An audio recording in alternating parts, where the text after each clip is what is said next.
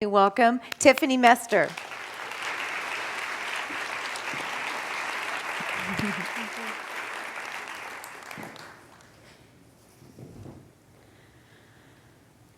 I'm worthless, ugly, unlovable. Nobody wants to be my friend. When I look into your eyes, I see myself inside, scared and lonely, wondering why I have to hide. Hide from my feelings, hide from my pain, hide from anything that might give my thoughts away. But why must I hide if what I'm feeling is true inside? I'm scared inside, alone and tired, afraid inside. I have no pride. That's something that I wrote when I was 13 years old. I was hopeless. I didn't feel like I was valued. I didn't feel like anybody really cared about me. And so I'll take you back through my life to show you how I got to that place of despair. From a young age, all I remember is bad things. I remember growing up in a house that was really dark, and there was a hole in the floor. And I don't remember too many details, but I know that it wasn't a great place to live. It was really dirty and dingy. I got taken away by CPS and placed with my dad and my stepmom at age 5. And the thing about my stepmom and my dad, they went to church. Ironically enough, they went to a Calvary Chapel church. And they went to church every single Sunday. And I went to private school for like 4 years. And from the outside, my family would have been the ideal family. They would have thought that my family were God-fearing people, that my family were real Christians. But there was a secret. When we went home, that was not the way it was. I went through so much torture and abuse, it's ridiculous.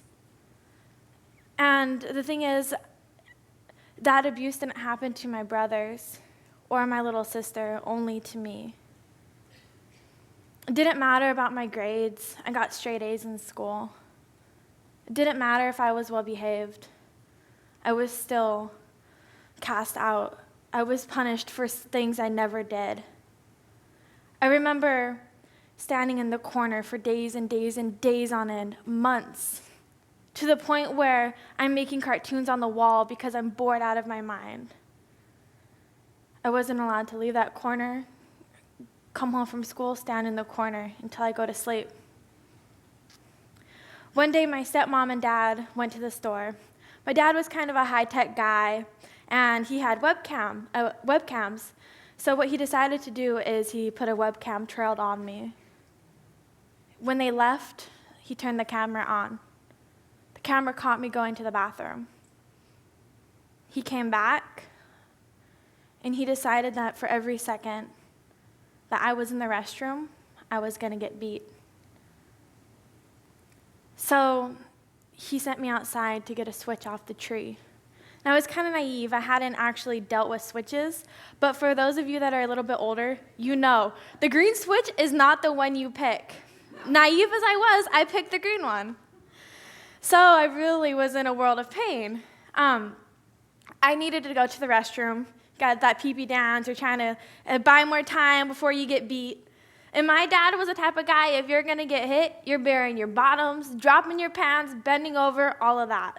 So I went to the bathroom, and my dad also decided to add more time to it. For every second I was in the restroom, then he would also count that towards my beating. So I got hit about 200 times that day. You can only imagine how many times you can hit somebody's bottom without going other places, right? So it was my legs, my lower back. And my parents thought that if you didn't hit them anywhere else, it wasn't considered abuse. So after they held me down, my stepmother held me down, my dad beat me. Afterwards, they realized what they had done. They realized that that my butt was really messed up. So As an act of mercy, they got a frozen turkey out of the refrigerator or the freezer. They set it on the ground in the corner, and that's where I sat for 4 hours. I slept in the corner that night. And some of you may say, well, what did you do to get in the corner in the first place? Nothing, I'm sure, nothing to warrant that. Nothing warrants that kind of abuse to a child. There's another time I stole my brother's markers. I didn't steal them, I borrowed them. He had some really cool markers with a top, so when you can like spin it and then it draws a little design on the paper. And I'm an artist, I've always enjoyed stuff like that. And so I was jealous that he got this art set. He's 3 years old, he's not gonna appreciate it. And I was like, I'm gonna take it to school and show it off to people. So I ended up taking the marker set. I lost one of the markers. When I got home, I got in trouble for it. And what my stepmom did is she drugged me to my room. And it wasn't just the markers. So there was the markers, and I had brought home an A paper. And it was for penmanship. And my stepmom always made me write sentences out and practice my penmanship. So I told her about the markers, and then I showed her the grade, and she decided that that wasn't a grade that I did on my own, and that I was taking too much credit for it, because obviously she was the one that made me practice so much. Therefore, all of that glory should go to her. So what she did is she drugged me to my room, and she tore it up. It looked like a tornado went through there. She ripped the drawers out, dumped everything on the floor. Everything was tipped over, knocked over, scattered all over the ground. And she says, you have half an hour to clean this up. Started picking it up. A few minutes later, she comes in with the vacuum bag, rips open the vacuum bag, dumps it all over the ground.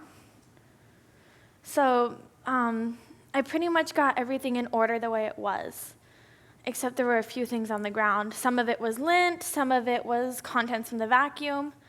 So what she did, and when that half hour came along, she collected some of the lint and some of the debris from the vacuum bag, and she sat me down at the kitchen table.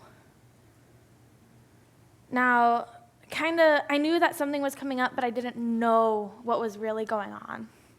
She made me a sandwich. Her favorite thing to make was a peanut butter and mayonnaise sandwich. Disgusting. I hated them. And she also brought me a glass of milk. And then what she did next really startled me. She took the lint and stuffed it in my sandwich. She dumped the lint in the milk, and she made me eat it. To this day, I can't drink milk very much. It still hurts my stomach when I think about it. There was a red tie around the milk. You know, the big gallon cartons, they have that red tie that you take off to open it. That was in my sandwich, and she forced me to eat that. Another time, she took pictures of me eating. They started out normal at first, but then she started hitting me, smacking me around, and she was taking pictures while I was eating, and she made me continue to eat. She knocked my chair over with it in me, and I bumped my head. And so there's pictures of me crying, with Oreos coming out of my mouth, with her making me stuff my face. A few weeks later, I got a photo album, had Piglet on the front of it. Cute little photo album. I loved Piglet. I opened it up, and there are all the pictures of me crying in sequence of when the events happened. And she said, this is for you to remember. When you're bad, this is what happens. So I want you to look at this and know that this is what's going to happen if you do misbehave. Now, like I said, I went to a Christian school. My parents were involved in ministry. And I was so mad at God, especially as I got older. So, you know, when you're young, you're kind of naive. You think that what's going on in your family is normal. And so I thought it was normal until I was about 9 years old. And before I was 9, I had a relationship with God. Whenever I was grounded, I would read my Bible. I swear I've been grounded a lot, so I've read my Bible like 500 times front and back. Like, I can probably say I've read the Bible the most. So I knew that. I prayed every single night. I had a genuine relationship with God. But as I got older, I started realizing that the life that I was living was not a loving life. My family didn't love me. My family wasn't Christian. And if my family was Christian, I didn't want to be Christian. So I started to rebel against God.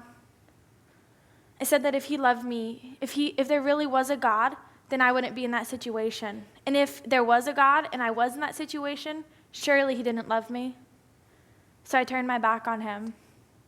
I stopped trying to build that relationship with God. And I started doing everything on my own.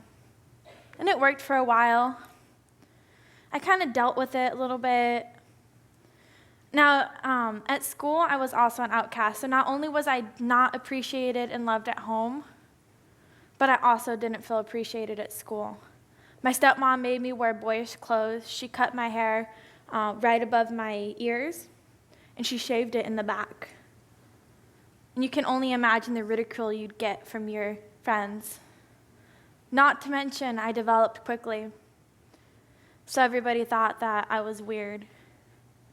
And I also didn't have social skills. I was awkward. Definitely the most awkward child you've ever met. But looking back at my pictures, I know I was a really cute kid. It's just I didn't know how to handle that.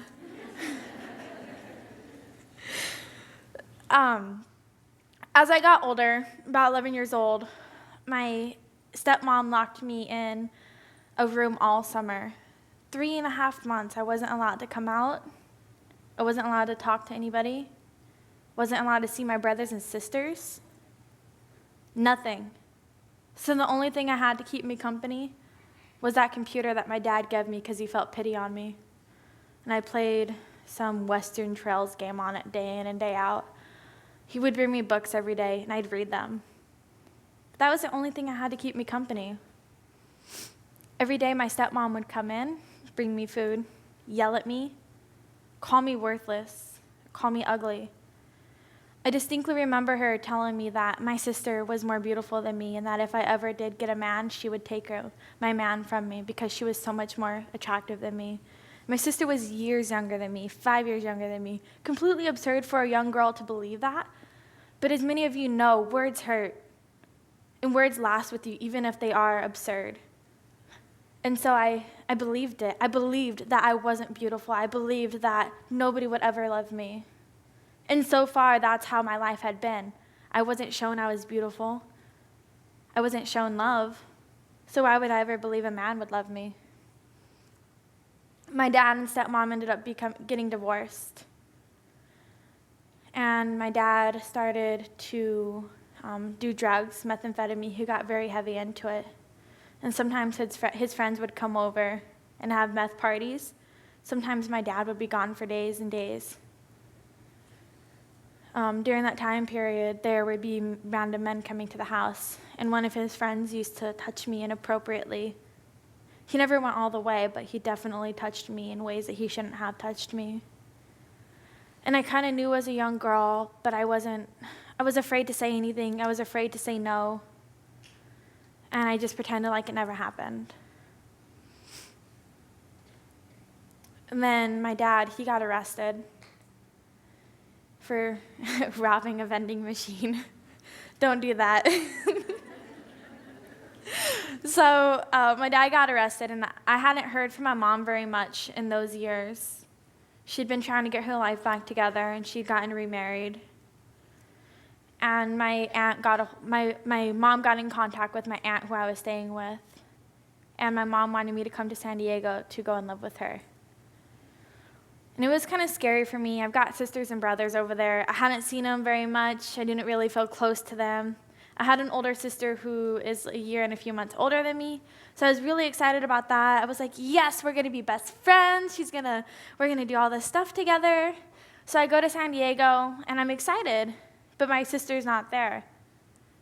She had been sent to go live with my grandmother for the summer because she was getting in a lot of trouble. So I was anticipating her return all summer, and she came, and we started hanging out a lot. I have a younger sister and brother too, but you know how it is. You don't want to hang out with your younger sister or brother. She's like, my little sister is 2 years younger than me. I just felt like I was too cool for that. So I didn't want to be seen with her or her friends. I'd rather be seen with my older sister and her cool friends. So we started hanging out a lot. She introduced me to partying, sleeping around, smoking marijuana occasionally. Eventually, our partying got into trouble. We weren't getting home at curfew in time. And so one day my sister got grounded, and she decided she wanted to run away because she was mad. And I didn't want her to leave me there alone. I didn't feel that connected to my mom or my stepdad, and I also felt like my younger brother and sister were a little jealous of me, or that they didn't like me as much as my older sister. And part of that's because I didn't facilitate that relationship with them. But I didn't want her to leave me alone, and I didn't really like living there. It was chaotic, stuffy. I'm the girl that enjoys her personal space. This house had like 7 people living in it in a 2-bedroom house. I shared a room with my 2 sisters, and I just couldn't deal with it. It was not, I'm not a neat freak, but I am a bit more on the orderly side, and it was a more disorderly house, so that also irritated me a lot. And I was like, oh, this stuff already irritates me, and my older sister is leaving. She's the only one that I really feel cares about me and knows who I am. So I ran away with her. She said that these people would take care of us, and they did. These 2 men, they were 19 years old. I was 13. My sister was 14. For a few days, they took care of us, took us to Anaheim, took us around San Diego, paid for our hotel rooms. But after a few days, they said that we had to earn our keep. And I didn't know what they were talking about. My older sister said that she would show me the ropes. To me, this means that she knew what she was doing. She'd done it before, and she set me up. My older sister set me up to be prostituted. I worked for 2 weeks during that time. I didn't really want to, but we were in LA. My mom and my stepdad didn't have a car, so I had no way home. I'd been missing for a few days, so I really knew I was in trouble. And I didn't feel like there was any place for me to turn. So I did it until my sister got raped, and I broke down, and I said, I can't do this anymore. So she took me home. I told my mom everything that happened, and they put me in a recovery home. And to be honest, that was the best time of my child life. It really was. I was there for a few months. I loved it. It was clean. It was orderly. All I had to do was worry about myself. I didn't have to worry about arguing, cussing, fighting, nothing like that. And so I enjoyed it. I enjoyed it a lot. I was able to work on myself. But I also had met somebody. They weren't in the program, but I met them while I was in the program. He was 19. He was moderately attractive, super smooth talker, though. He could butter you up like nobody's business. I know, it's an old saying. I don't know where that came from. So he facilitated that relationship with me. He pursued me. He made me feel beautiful. He listened to the sob stories in my childhood. He wiped away the tears as I told him what had happened to me. And he pretended like he loved me. And so I became victim to him.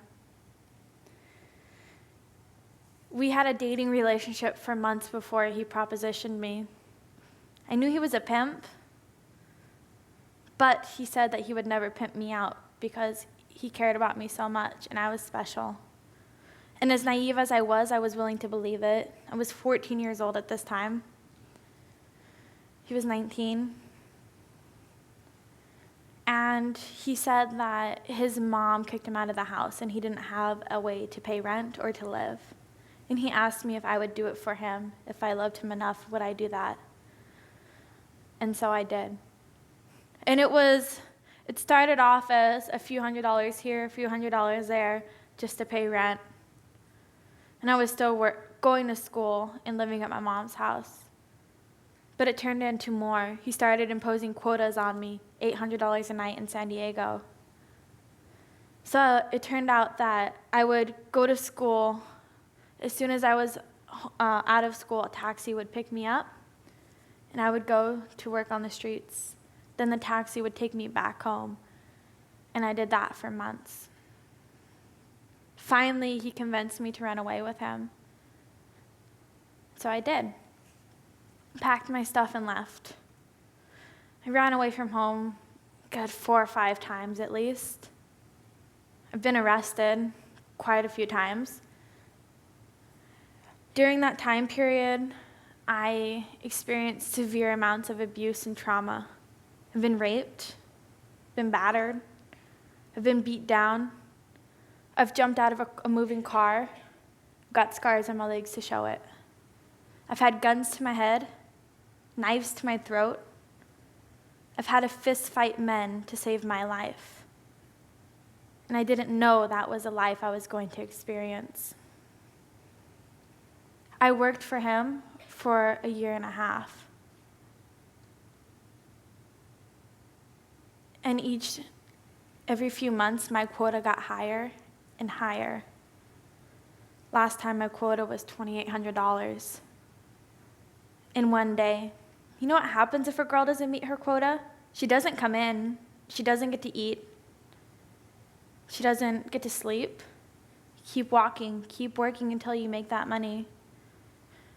And I didn't make the money one night, and he beat me. He sodomized me.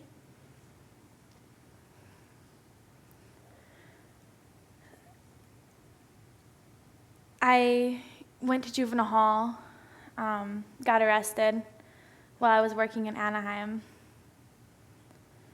It was a few days before Valentine's Day, and I remember that. I was kind of excited. I was in jail for about 6 months. And even in juvenile hall, I knew that I wanted to be with him. I knew that he loved me, or so I thought. He would send me letters. I would talk to him on the phone in juvenile hall. I wrote countless poems for him, poems of love, poems of how much we were meant for each other. I made songs for him. I was desperately in love with him because he was the only person that I felt actually cared about me.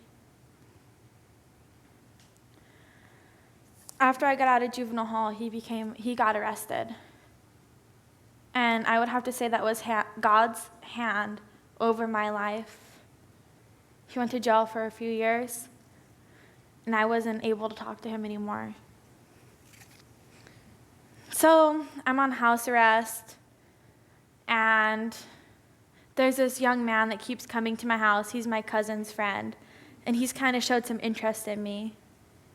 And so I was weary. He was kind of, okay, let me describe the scenario of meeting him. My whole family checked this guy out. He was that good looking. So we were going to the beach one day. We go to pick up my cousin's friend. This big buff guy comes walking out with his shirt unbuttoned, like a plaid shirt unbuttoned, and you can just see his ripped abs, and he's like, ugh. And I'm like, I don't even want to talk to this guy. And all my sisters are like, oh my goodness, this guy is so hot. And I'm like, whatever. I'm not interested. That ends up being the guy that I ended up dating. That was the guy that was coming around my house. One day I was writing a poem, and he said, what are you writing? And he showed genuine interest in me. And that's when I was like, oh, this guy's kind of cool. He's not so snobby like I thought he was. Because I just thought, you must be good looking. You have to be snobby and full of yourself. So he was actually a gangster. Yes, I went from a pimp to a gangster, ladies. I don't recommend either of those. So he was a gangster, and he knew what I had done, and he still wanted a relationship with me. And it blew me away that somebody could want me after what I'd been through, after what I saw.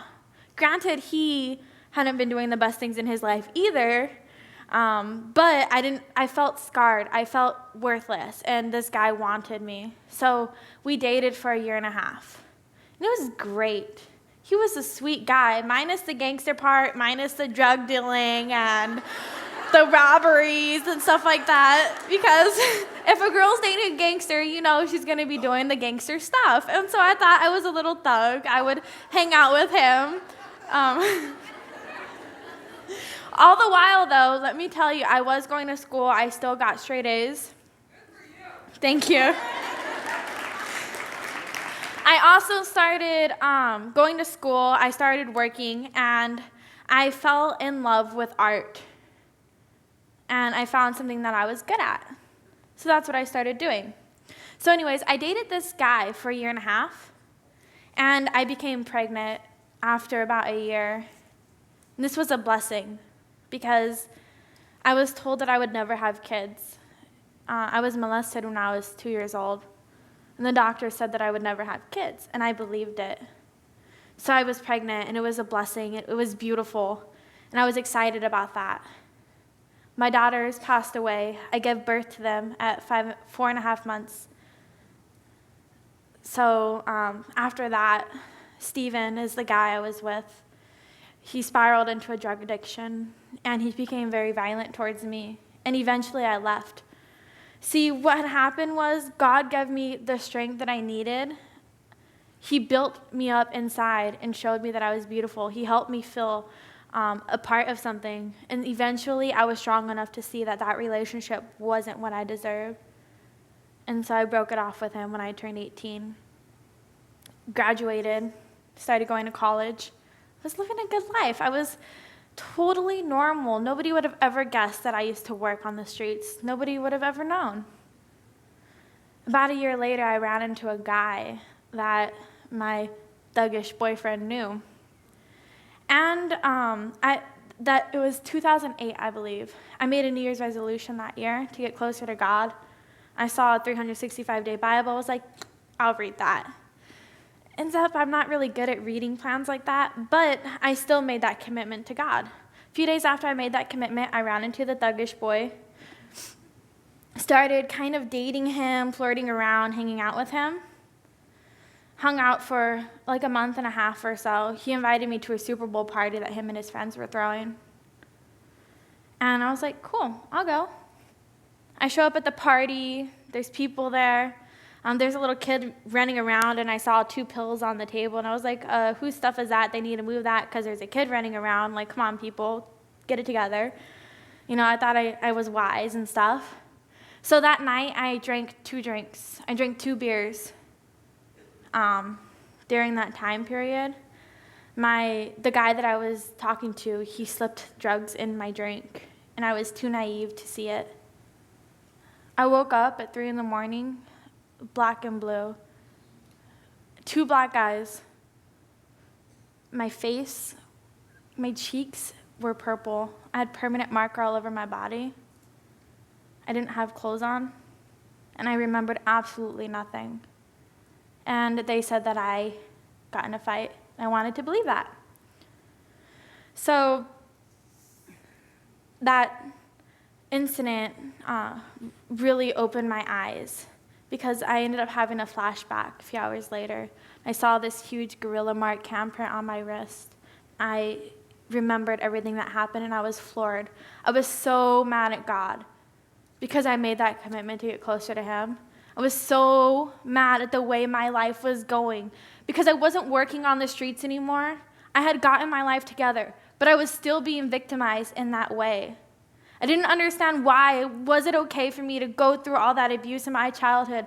Why was it okay to be hurt by people over and over again? And why couldn't I trust anybody with my heart? Why did he drug me? Why did he and his friends rape me? I was beyond mad. So I went on a journey that year, journey of redemption. I sought out God that summer, and in the fall, I ran into a kid that goes to church that I went to school with. And he was asking me what I was up to, what classes I was taking.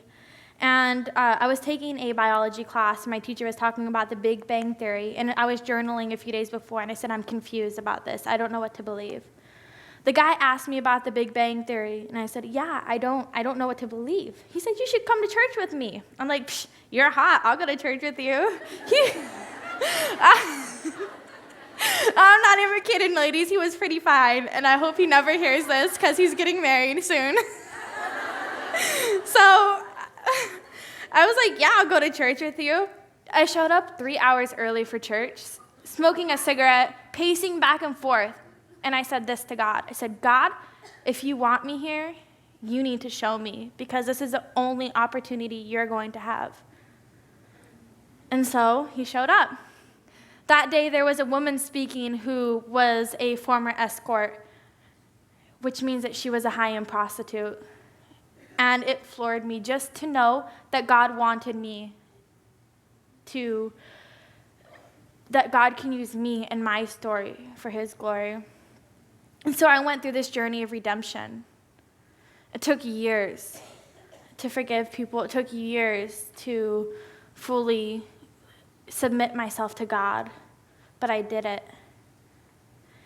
God really worked on my heart. He showed me what love is. He showed me what a relationship is. He showed me how valuable and how beautiful I am. And that's why I'm here today to share with you that each and every one of you are individually beautiful. If you think you're chubby, you're still beautiful. If you think nobody's ever going to love you, you're beautiful. God wants a genuine love relationship with each and every one of you, just like he wanted it with me. And nobody, absolutely nobody is beyond help. Nobody's beyond loving. Look at my life. Look at how dirty it was. God wants to love you. So the poem that I shared earlier was something that I wrote before my darkest of days. And I have another poem that I want to share with you that I wrote about a year ago. So bear with me. It's called Your Everlasting Rain. Your everlasting rain. I look out and see a horizon bound for one direction with no earthly interruption. Your strength shows in restless waves, never tiring, constantly beating at the shores. Yet, you are gentle, hosting much life beneath their sloshing waters. How is it you can be so large, hold so much in your hands, and still love me for who I am? To me, a grain of sand is small, and often I disregard it. But to you, it is so treasured. And you, a giant to me, if you had the same mentality, then what would I be? But you say that I'm worth more than all the creatures that I've seen. And I know this much is true because you gave a sacrifice for me. Sorry for this rambling. It's just now I finally see that this life consists of so much more than what I used to see. I know now that you're in love with me.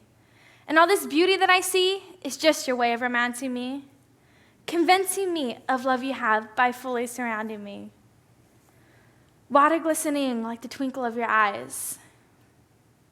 Rustling leaves in the breeze convey your gentle whisperings. As the sun warms my body, it reaches to my soul, invigorating my whole, making your love all I yearn to know. But I didn't feel like that before. That's the power and the love that God has for us. Let creation testify the beauty and greatness of God. Go out and look at the ocean and know that that's just a portion of what God is. So me being an artist, this is how I see God's love for me and for people. If an artist creates something, usually it's a small part of them that's in it. It gives an idea of who they are. You can kind of get a glimpse into an artist's soul just by something that they've created. Well, guess what? This ground you're standing on, minus the man-made stuff, is all created by God. This thing that's rotating that we live on is made by God. There are so many intricate things in this world, like plasma, a blood cell, skin stuff. It's just insane that all of that was created by one God. Our bodies are intricate. There's so much about them. You look at the ocean, you look at flowers, you look at birds. They're gorgeous. So what does that say about God and his personality? It shows me a little bit of who God is in every little thing. The heavens declare the glory of God. Every creature on earth declares the glory of God. Every living and non-living thing declares the glory of God. So if you want to experience God, you want to see his beauty, immerse yourself in that. Give yourself the opportunity to experience God. One of my favorite things to do is to go to the beach or go out into nature and just sing and pray and worship and let God minister to my heart. Because creation will give you a small glimpse of who he is. And it's overwhelming if you really allow it to impact you, to think about the vastness of his beauty. But God's prayer is for us to know the depth and the breadth and the height and the length of his love. So let the visible hues show you what that might look like. Sit at the top of a mountain and you know that as far as the eye can see, God loves you more than that. It's amazing. So I just want to leave you with that. Thank you.